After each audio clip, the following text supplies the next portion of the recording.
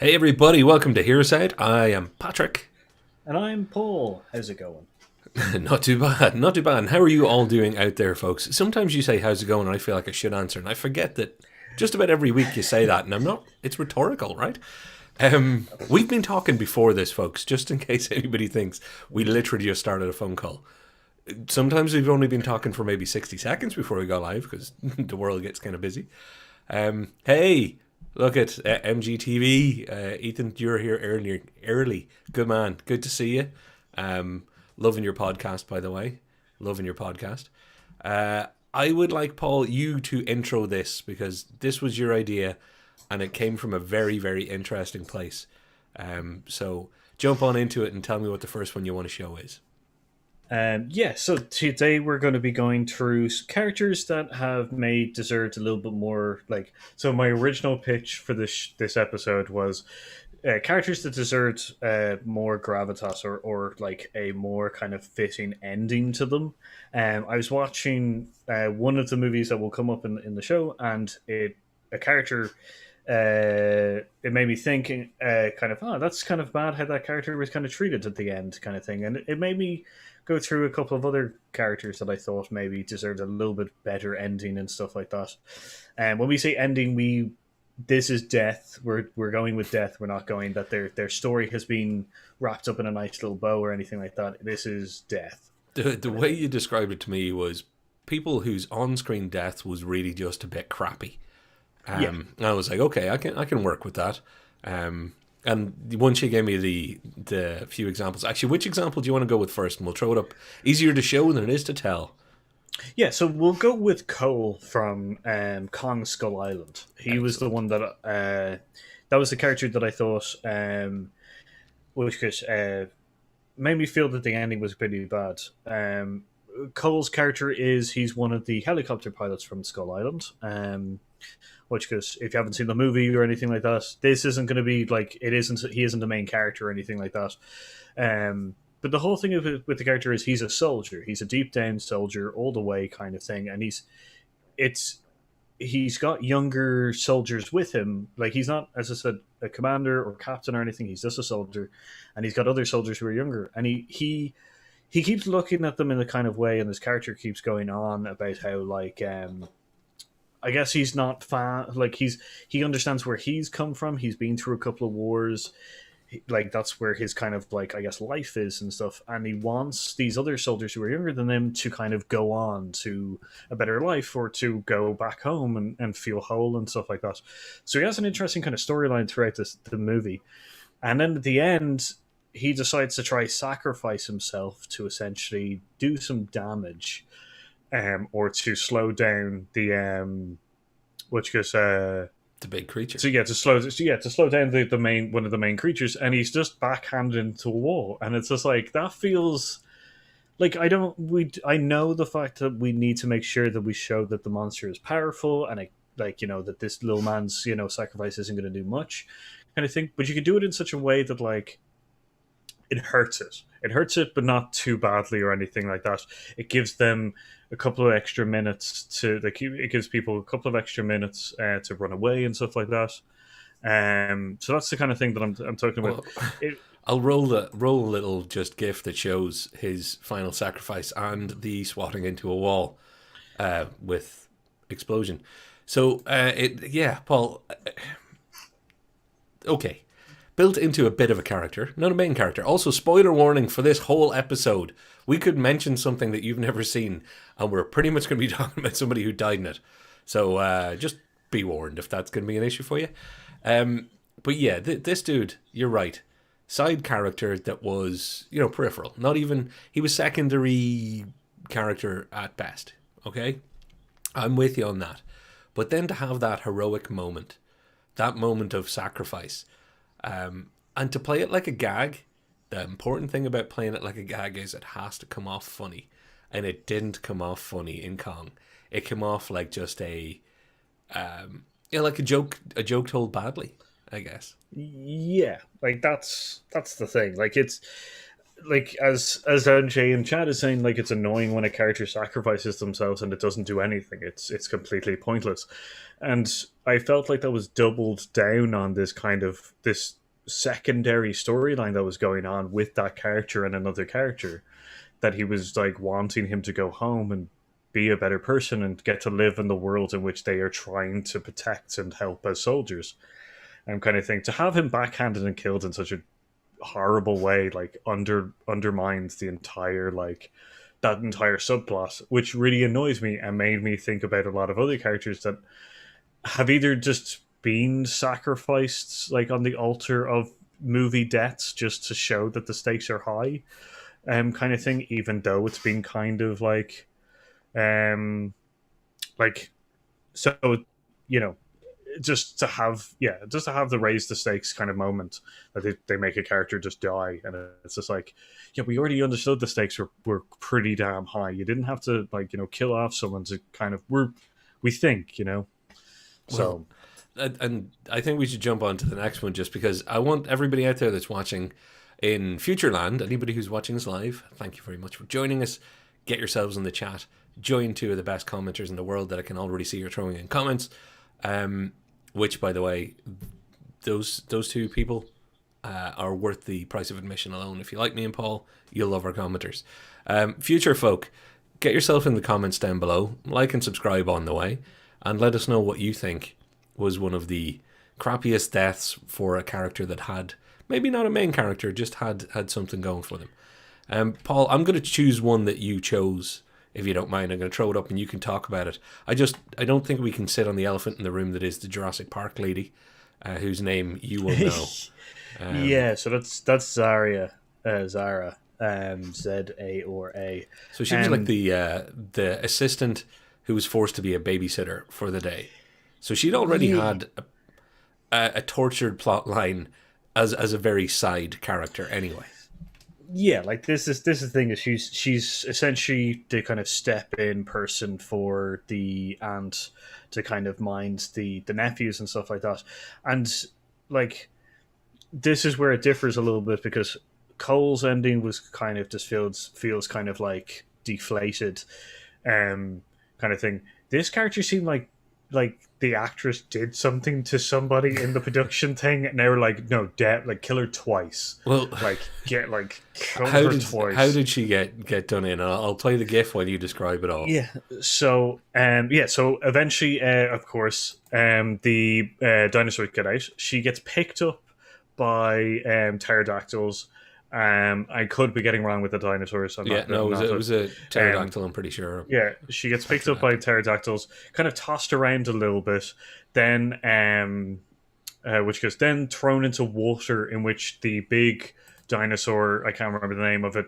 Earlier on, we see like eats big things, so it eats her, and it feels like she was done twice, because they were just like, kill her twice kind of thing. And it feels like they just want to have it feels cruel to that character for no reason. And on top of it, it felt like they just wanted to show the dinosaur eating someone that jumped out of the water.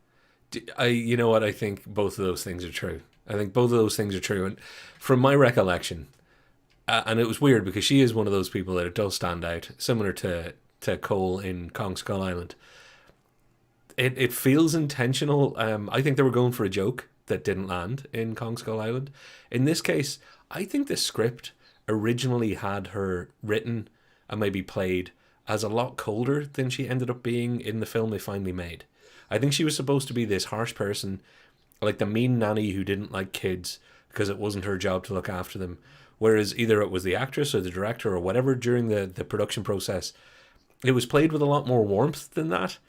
So when it came time for her to get the old heave-ho and away we go, it felt like, why are you being so mean to her? Because it wasn't one of those, we're doing this to show that you're all in danger. They had established that. You're doing it for shock. They'd established shock. It was really like, well, we'd written in this really cool death, and she was the one that was going to get dropped. And I've included the gif of her being dropped and into the mouth because I didn't want to bother anybody who's afraid of heights or getting eaten by 77-foot long alligator dinosaur teeth. Yeah. But yeah, like it was it. My bet is if we got the original script and treatment, her character bio was that she was cold and not nice to kids, and we're killing her off in a cool way in the end. And that first part didn't happen in production, and she still got the crappy ending. Yeah, well, that's the thing. I think they hinted at the fact that she's also going to get married.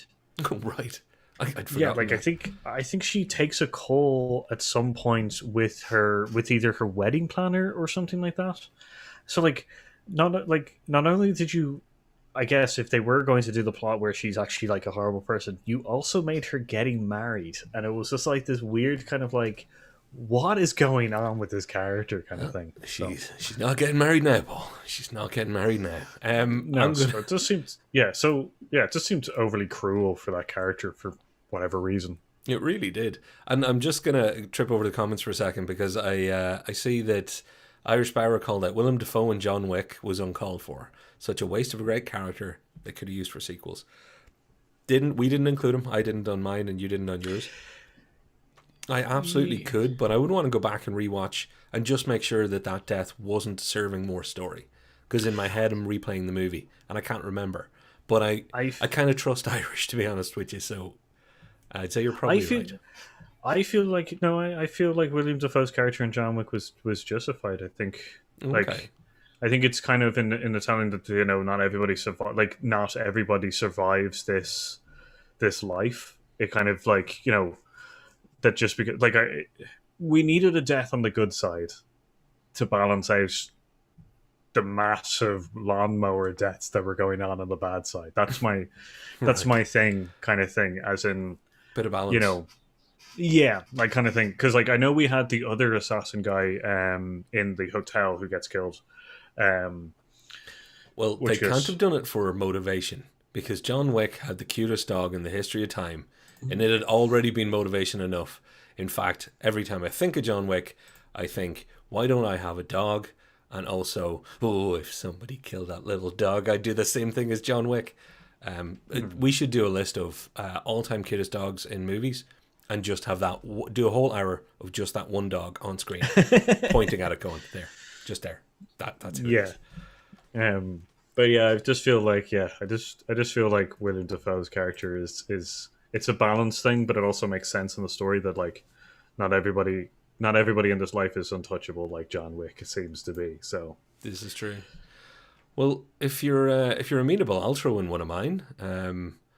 I I hate to say it, this is one that everybody's going to have thought of, but I want to talk about it anyway. Usually, I try and stay away from the obvious ones, and usually we use them as honorable mentions or the palate cleanser at the start of a show. But I'm calling out Cyclops in X-Men 3. There were all sorts of real world reasons why he was being killed off. I know he was working on Superman Returns. That really annoyed Brett Ratner and whoever else was involved in producing this. I don't really care. Cyclops was being primed as kind of leader of the X-Men, etc. The huge love triangle that was built between him, Logan, and who was then going to be the prime villain, of this particular movie, Dark Phoenix. I'm going to go through the death really, really quickly. He basically, at the start of a movie, heads off to the side of a lake. And he said, for all the nerds out there, yes, Alkali Lake. I'm going to describe it for anybody who hasn't seen the movie. This dude heads off to a lake. Stuff happens, and his ex appears, who he was there being sad that he lost her at this point. She appears. He dies by her basically giving him a kiss and melting him. Next thing you know, there we are, picking up his glasses on a beach, on a rocky shore. And that is your leader of the X-Men. That's the death he got. That's his contribution to the story. He's basically motivation for everybody to want to stop somebody that they already would have had to stop. Or is it to show that she's evil? That could have been shown in a million different ways. This one, I believe that they wrote him out for petty reasons. I can't imagine that they'd always intended on killing him off. I think this is one of those, oh really? Really, James Marsden? You're going to go and work on something else? Can we get a rewrite where instead of her, kissing him on the beach and, he eye blasts her back into the water and escapes with his life to tell everybody else, and then we have dramatic scenes of love in the end. Yeah, can we just kill him instead? And they're like, well, you're the boss, okay. It feels crappy. Why did they do it, Paul? Yeah, I get what your point is. That yeah, it does feel like a personal thing. I'm wondering also if it's like one of these things where Hugh Jackman became more popular. Well, yeah. That they were just like, we're just gonna have him, do it. you know, It's possible. It's possible that they went with but their star, so to speak. it doesn't make sense. Like you could have done. There's several other. You don't even need that many characters. You could just do signs. Like there could just be like Dr. Xavier suddenly gets like, some kind of brain scan thing where he's just like, there's a large amount of energy or like psychological or psychic energy coming from this place. We should go check it out. And then they're just like, Phoenix, kind of thing. He could have gone and he'd survived the fight to warn everybody. There's 100 different options. You know what? The thing is, it's bothered me for years. I know it's bothered lots of people. But the fact that they did it just at the start of the movie too, they were like, right, get it over with. We're getting rid of him. And then to bother having him on the poster, one of the posters which I've pulled up are cover arts, where he's off at the very back side. Wow. It's like, yeah, come on. Cyclops is, like, he's prime tier X-Men here. And he's being treated like he's, a second string nobody. Yeah. What are they...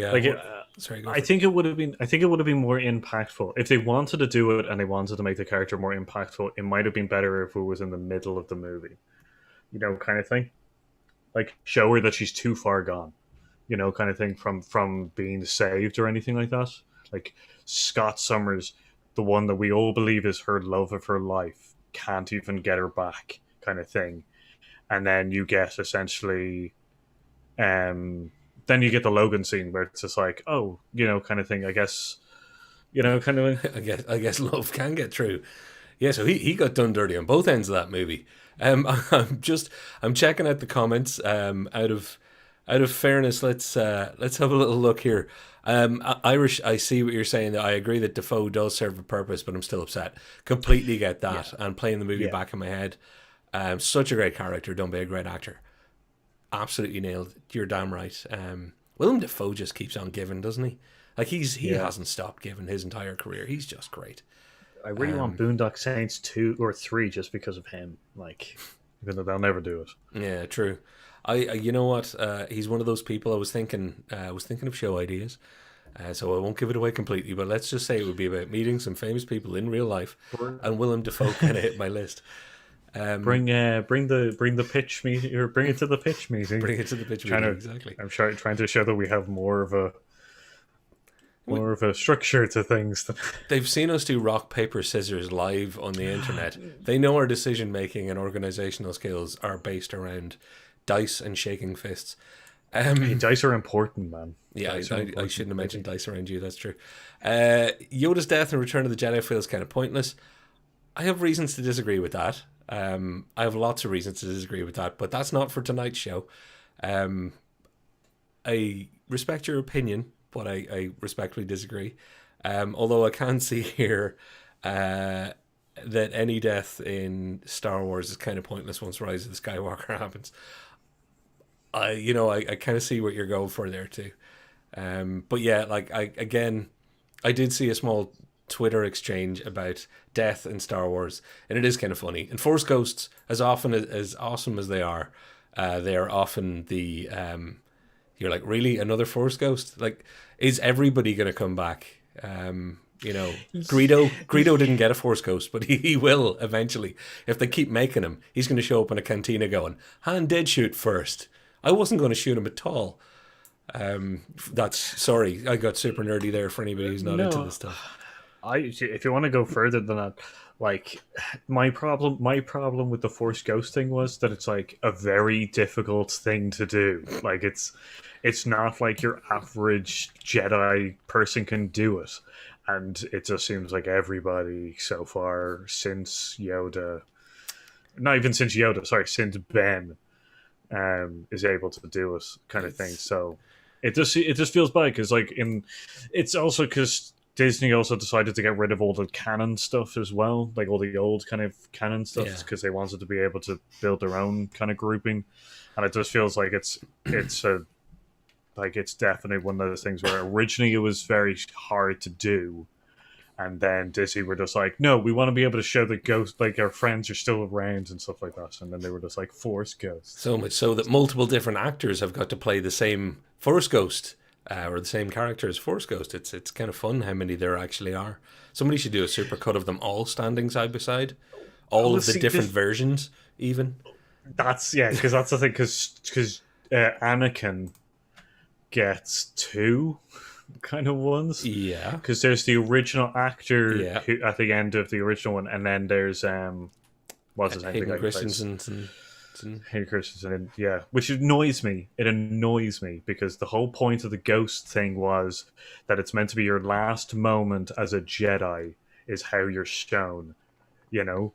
And the last moment that he's a Jedi is when when he helps Luke, and it's Yeah. just like It's not like Yoda's Force Ghost turned out to be baby Yoda, you know?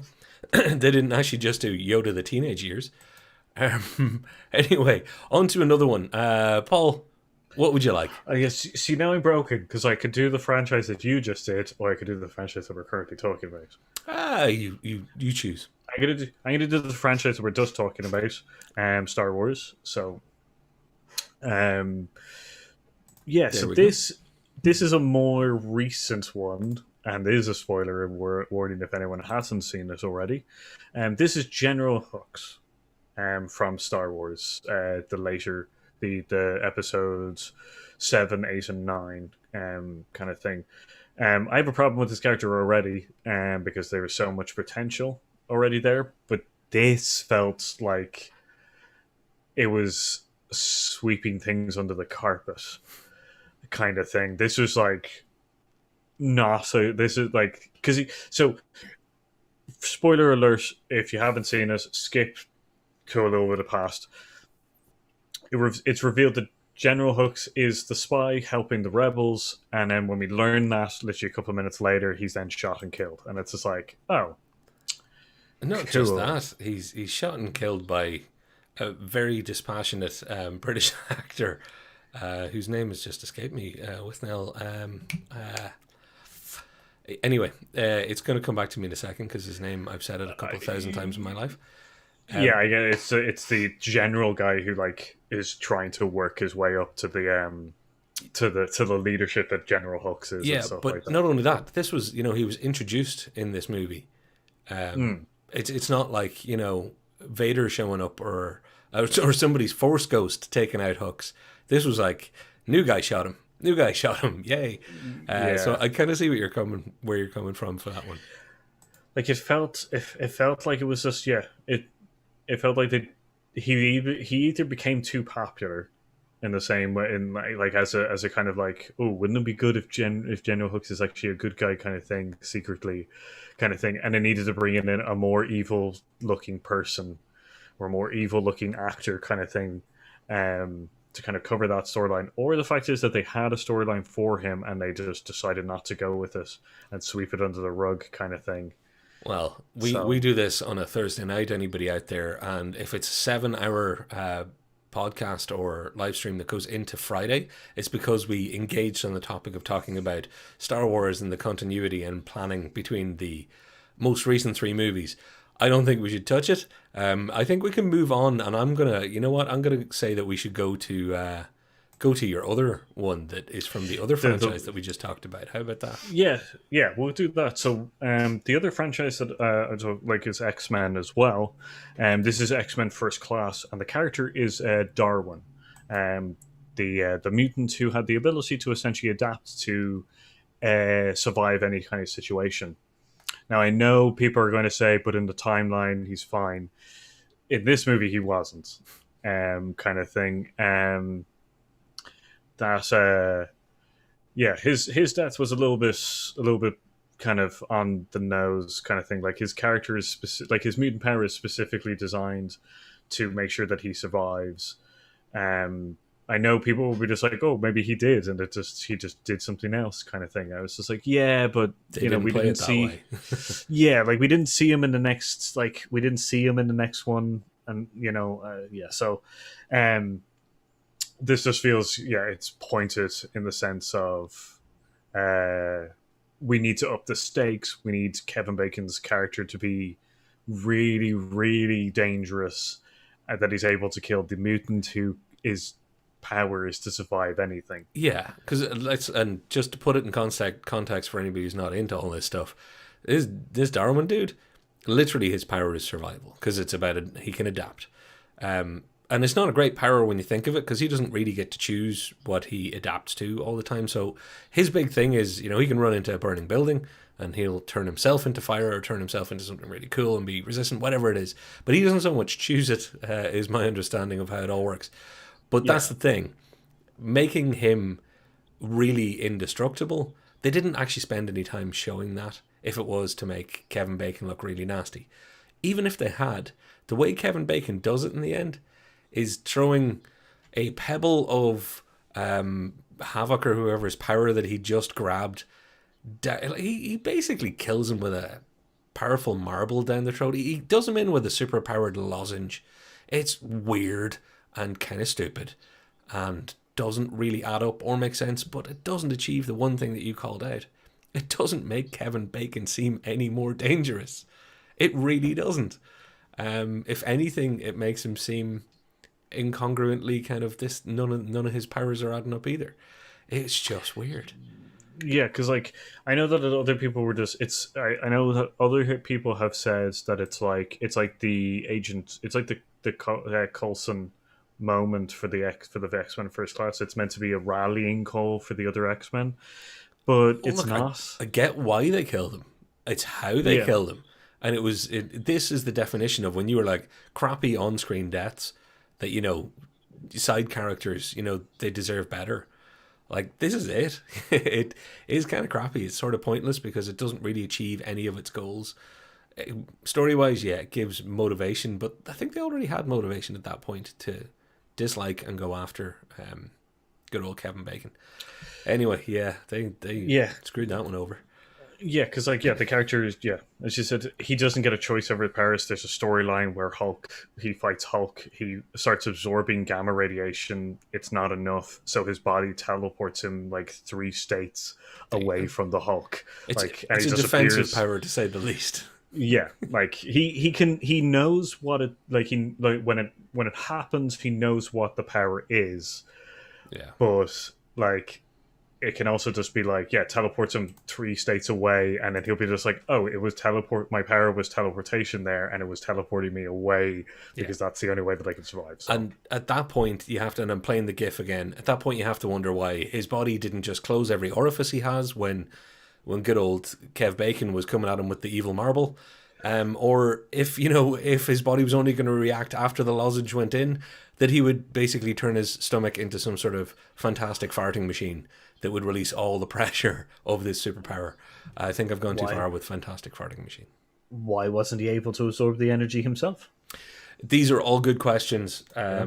that basically make this a valid one for the list. Paul, I'm gonna skip on to one of my pet hates, if that's okay. And I'm choosing again a different franchise. We're after this, we're pretty much out of the comic adjacent stuff. So don't worry, anybody who's thinking why is it all to do with that? It's because they're pretty bad at doing this. Actually, when you consider it, my next choice, Paul, is Bane. Because you do fight like a much younger man. Sad and rubble. I had to do it to you. How should I put this? Dark Knight Rises is not as good a movie as Dark Knight. That's not what my problem is here. This is nothing about preference in film or any of that stuff. It's nothing to do with the audio levels when I went to the cinema that made Tom Hardy almost impossible to hear. It's nothing to do with all of the good sides or bad sides to this. It is specifically to do with Bane was made out to be the main villain. And then, spoiler alert, they did an owl switcheroo. And the switcheroo they did was Marion Cotillard was Ra's al Ghul's kid, Talia. Essentially called back to the first movie. All good. I'm fine with that. But it turned Bane into a henchman. And within minutes of turning him into a henchman, because you can do that, you can have Darth Vader and then the Emperor. You can kind of go, ooh, there's a much worse person. That's a pretty good move in storytelling, in fact. They didn't do it particularly well. She wasn't a particularly strong villain, to be fair, as it turns out. Not really. Again, not here to pick on her, I suppose, but it's Bane's death. Because a few minutes later, after, we got the... have I got it here? I haven't, actually. But we got him and Batman finally getting into fisticuffs, which wasn't that brilliantly done. But there comes a point just then where Catwoman rocks up on a motorcycle and blows him across a room with a rocket or gunfire or fires Beanie Babies at him. I don't really know. It's never really given any sort of screen presence. And is he dead? We don't know. He got shot into the alcove over there. The entire media campaign, the entire movie, the entire everything, they got Tom Hardy, for crying out loud.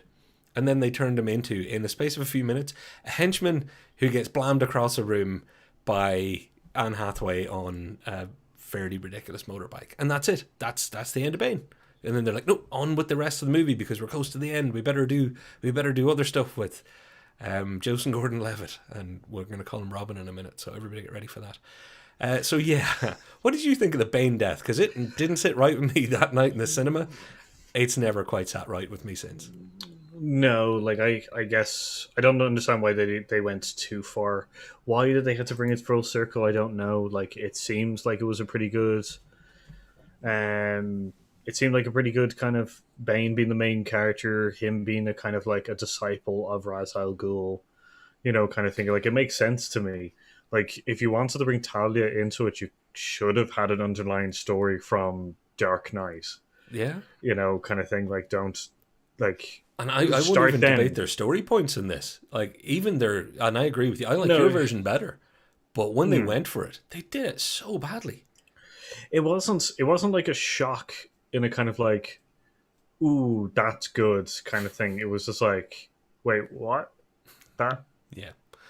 But, like, I get that it, like, because they just explained the fact that he's not the main person. And you're just like, yeah, okay, cool. He's not the main bad guy. I can deal with this kind of thing, and then he just disappears, and it's just like, but what? Yeah, and the method was just ropey. Yeah, like especially since because I know people can be just like, yeah, it's rubber bullets or something like that because, he wouldn't Batman wouldn't load his bat pod thing with actual bullets, and it's just like that thing blew through a wall at some point, kind of thing. It needs to have it's going to be explosives, so you've killed a man. And Batman wouldn't be okay with that either. Well, I believe that Anne Hathaway's Catwoman calls out as she does it. It's like, the whole aversion to guns and killing. That's not really my thing. I have to call over to the comments, Paul, because somebody who was Irish got it. How did Catwoman aim that shot? How did Catwoman aim that shot? The way this is all framed, she's pointing the wrong direction. It's like, yeah. It's not the biggest deal, but now that you've said that, now that's all I'm seeing. So, quickly move. Actually, do you want to have a read of some comments in case we've there's some good ones with just Darth Maul being cut in half. I get you there. It does feel kind of a sudden ending, but I guess it's the kind of like now the position is open moment in Star Wars. Jeff Daniels' character in Speed. Yeah, it does feel like an over kind of like crappy ending to your man, to Keanu Reeves' character's partner kind of thing. It happened at a strange point in the movie too, just from a pacing point of view. But that movie has weird pacing at the best of times. Yeah. By the way, I've watched that movie literally hundreds and hundreds and hundreds of times, not by choice, because it was the one movie that we had in the place I used to sell TV and video and stuff. So I've seen Speed more than almost any other human against their will. So I have feelings on Speed. Which because MG says that X-Men movies confuse me. The only ones I understood were Deadpool and Deadpool 2 and Logan. I don't know. future past makes sense, kind of thing. I think X1, the first movie, it holds up. Yeah, It's got a the linear path. the first two I think do, because the first one is about Magneto trying to turn everybody into mutants, and the second one is about Stryker trying to kill all the mutants. I thought you So were it's going to just say like stupidness, because the third one was about stupidness. I just want there's one comment just up above that I don't want to miss, because it's from MG as well, and it's one of my favorite comments of all time. I wonder if the Ghostbusters could catch a fourth ghost. That's brilliant. What a mashup that would be, if basically Aykroyd showed up and caught Yoda. Going, oh, you're not Slimer. Oh crap! Because there's a visual similarity there. Now that you think about it, it's an easy mistake to make. No one would hold it against you. yeah, definitely get that. Yeah. Will Smith in I Am Legend, couldn't he escape too? My point about that is that that's not the ending. It's a weird. I Am Legend is a weird one because there's actually there's no child, and I'm in gonna the have to ring a book, bell. We've got to have a safety bell when it's like, no, this is a whole separate topic that we have to cover another time. yeah. Because I Am Legend is its own wormhole here. Yeah, let's just say that the I Am Legend ending is a weird one at least, that it doesn't feel like that character deserved to live or die or escape or anything. He should have just been put into a box like Schrodinger's cat and stayed there, because that's what it feels like with the ending now. Yeah, it is. It's a Schrodinger's ending. We all know that Batman and Robin is the best Batman movie to watch when drunk. I challenge that. It's the best Batman and Robin movie.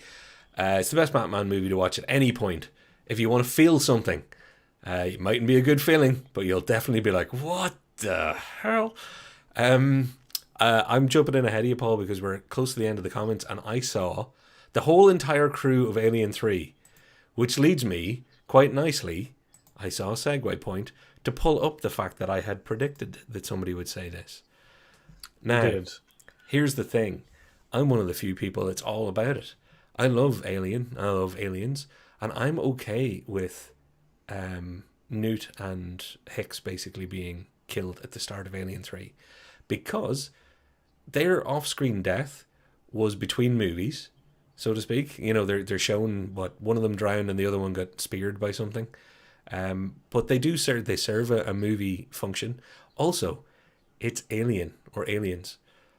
You've got to make Sigourney Weaver's life hard in every possible way, and that is the hardest, nastiest way to start the third movie. Is like, oh yeah, not only did she survive only to end up crashing here, by the way, she's on her own again, and it happens to be a prison. So yeah, they really did keep lumping it on. Now that I think of it, God, poor Al Ripley can't catch a break. I'm kind of okay with it. I'm okay with, because don't get me wrong, if I had a dog, it'd be called Hicks. If I had a second dog, it'd probably be called Hudson. I almost called one of my cats Ripley, for crying out loud. My wife stopped me. It's fine. Like, these are characters that I love. Newt, hey, sweet kid. If they were only going to keep one of the two of them, I would have been okay losing Newt. But as far as being rough on the character of Ripley, taking away her surrogate daughter and her only chance at future love that we've got to see on screen, it's a good, harsh way to start off your Alien movie. But I'm a dark dude. So, I get your point for the case of the movie of Alien 3, but since we're discussing the fact is that it's an ending that's unfair to the characters, I would agree to the statement that Newt and Hicks's end is a bad one. Although it does keep the plot going along for Aliens 3, and Aliens 3, as we said, is not our favorite Aliens movie, but it is not the worst Oh, Aliens. no, it is not. Like, it is not in any way. It tries to pull back to the old kind of, I guess it tries to pull back from sci-fi action horror to just thriller action, or thriller horror. For me, there are three great Alien movies, and they happened in that order. Everything after that, I think, again, we shouldn't discuss tonight, unless you all want to stay here for a while. Yeah, kind of thing. But yeah, it's like, so I understand plot wise. It's just that it feels uh, disrespectful of those two characters, which are great and stuff like that. Yeah. But for the movie and plot points for Ripley being alone and constantly feeling horrible about her way of life, then yeah, I definitely get that kind of thing. Getting a rough end of the stick. I want to call out Shabbat Singh. I hope I'm pronouncing it the way you intended. Hey, welcome. Thank you very much for joining along. What are we discussing? We're discussing basically characters that got crappy endings, on-screen crappy endings. So this isn't just about killing people off screen. This is on-screen bad service. And so far we've covered some people in the X-Men franchises, both old and new. Some Kong, a little bit of Star Wars. Paul, what would you like to do now? Yeah, so I'm gonna do the so yeah, I'm gonna go for the Stranger Things. This is probably gonna come up again with a couple of other characters as well, but this is gonna be the one that I'm more kind of focusing on, which is Alexei, the Russian scientist, which goes, so once again, spoilers for the third season. Um, it's Alexei who, yeah, I'm sad. I'm sad that he died. He seemed like he was getting through things and stuff, and it was like, it's pretty bad for me. Um, There was a it's big huge. sigh in there just before you said it's pretty bad for me. This one's weighing on your shoulders. I can feel it. Yeah, like it's one of those things where a character would seem like it had a lot of plot points to us and stuff like that. So it seemed like it was going to go like a lot of places. It was opening the doors for other characters. The conspiracy writer guy seemed to be getting really kind of attached to Alexei, and then they killed him off really quickly. He just gets shot. That's it. Like, he just gets shot at a fairground when he's enjoying his life. And it's kind of like, I know that the plot point is that it's a Russian assassin trying to silence him because he's giving away Russian secrets. But at that point, they already knew everything, so it's kind of, it just felt like kind of cleaning up, so they didn't have to have another character for the next season. So yeah, it's season two and season three. Um, yeah, so yeah, it just felt bad. Yeah, Like it's just it. he had become a pretty likable character pretty quickly, and it was a bit of a flat death, I guess is the way I'd put it as well. It was a bit flat. Yeah, like it was sad in the sense that I wanted to see more about that character, but it wasn't an emotional sadness. Like, oh my god, Alexei is dead. I was more kind of like, what? Why would you do that? Like, you could have, like, it. I know there's other characters that I definitely should be focusing on in Stranger Things, but this is the one that I've decided to plant my flag in for today. Well, look, you've given the world something great because previously, I don't know if we've ever mentioned this. I got Paul a T-shirt that says "Del Toro is my boy," because Paul had said that on a few shows way back when, and Del Toro is his boy. But now I think your next birthday it's going to be a T-shirt that basically says, "Oh, what? Alexi's dead." It was like the lack of irony to that was great. Yeah, I'm with you. Again, this wasn't one that occurred to me because I'd kind of forgotten it, and that says something. Sometimes these kind of crappier deaths make you forget a character, and I'd forgotten Alexi's role in that show altogether because he was kind of unceremoniously just wiped out. Yeah, like that's the problem that I have with this. As I said, this is the running theme with this, is that it's characters who definitely had a bigger role to possibly play and stuff like that, but it felt like cleanup or a personal grudge against them in some way, kind of thing. So yeah, that's my problem with it. So Well, also I just want to shout out Irish. It's I'm up for an alien talk. Irish, absolutely. We will do some alien talk. We'll have to make it probably a charity stream of some sort, where if I can do it in under 8 hours, we raise money.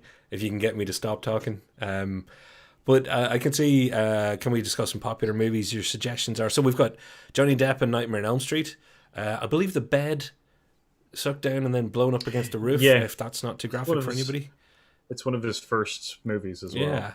There are only three Alien movies, Patrick. Like, there are only two Home Alone movies. I would say that's a good way of putting that. Very good way of putting it. Here's the question: how many Home Alones are there? Actually, there's four. Is it? Probably. I did they just start throwing like They throw it with random kids, children into it? Whoever showed yeah, up for Audition got to make one. pretty much. Yeah, no, I've only ever seen two. I know there are more, and that's the way I want to keep it forever. It's one of those franchises where I will never watch a Home Alone any number other. Dario's death and License to Kill. I'm betting that Dario is played by Benicio del Toro in one of his very early ones. I know that death. Yeah, good shout. I wish I'd thought of that before because I could have had some imagery to go with it. And that's a great shout.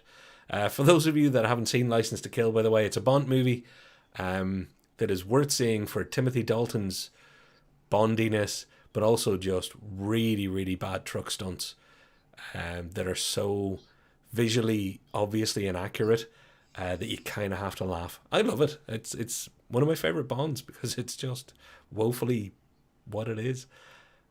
Walking Dead had a few. I'd say Walking Dead has had. I am not a Walking Dead man. When it finally ends in the year 2020 gabillion, I will watch. But I'd say Walking Dead, from talking to friends, has had some pretty bad, crappy deaths. I try to avoid three franchises specifically in this, which was Walking Dead, Game of Thrones, and also 24, kind of thing. Because I see that Bauer also said that that in 24 there's a few that are killed off just because of money and stuff like that. I also have a couple of others. Lost was another one that I also try to avoid as well. Yeah. Like I try to avoid TV shows that are long running and have a very affinity towards death or killing off characters, kind of thing. Because like there's tons in Game of Thrones that I could have told, like, could have gone for, True. like, alone. I Like, did think of Game of Thrones quite often, and then decided no. the majority of them being in the last season. But kind of thing. We'll avoid that. Walking Dead again earlier on in the sessions, or early on in the series, I could definitely understand why they weren't doing well, kind of thing. It was because they were rewriting a lot of the source material and stuff like that it didn't play off too well and stuff like that, and that kind of thing. 24 is a great show. 24. It's terrible, but it's a fact of life on long-running TV shows that the longer you're on it, the more they feel they're going to have to pay you. So you should really open up your dailies or your pre-production scripts, skip right to the end, and make sure you're still there. See where your pages end, because maybe just go into that negotiating room. If you still got a mortgage to pay, maybe go in until you've everything paid off. Make sure they don't kill you off. 24. It's a really good point. They basically just started killing people off for financial reasons. They shot RoboCop in the leg at one point. That sounds so strange. It sounds like a really Jack Bauer shoots RoboCop in the leg. Look it up. If you don't understand what I'm talking about, the actor who played RoboCop. Yeah, he's in it. For a minute there, I was like, RoboCop was in 24. That show took some turns in the seasons I didn't watch. Later on in the seasons, they go to Detroit. OCP comes out of nowhere. Like, Jack Bauer's trying to defeat like OCP and stuff like that. Yeah, riding around in the back of an Edie 209 or whatever. He's also not great on product malfunctions, and so like when RoboCop kind of goes against the company, he's just like, I got to shut him down. And shoots him in the leg. This is getting involved like it's actually a recital of a dream that you had where you mashed up two TV shows. Okay, so this can happen, people. Here's an interesting fact about me. I have watched two films at the same time on several occasions. And let me tell you, to this day, I still think that like Space Truckers and Deep Blue Sea would make a way better film together. But that's a really, really odd mashup, but I kind of like it. And you know what? Both films would be better for it, I feel. Both films would be better for it. Deep Blue Sea has one of my favorites Samurai Jackson lines in it though, which is that's the smartest man over there, and then Samuel Jackson's character is just like, how smart could he be? He's pissing into the wind, and I'm just like, that's a great introduction to a character. Yeah, that sets a lot of tables really quickly.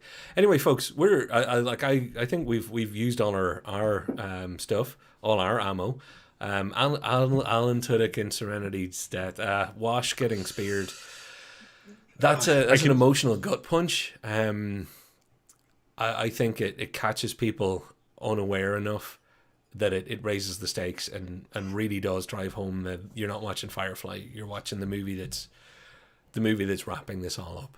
I still wish they hadn't killed him in my heart, but it makes it for a better movie. I think it was the right thing to do.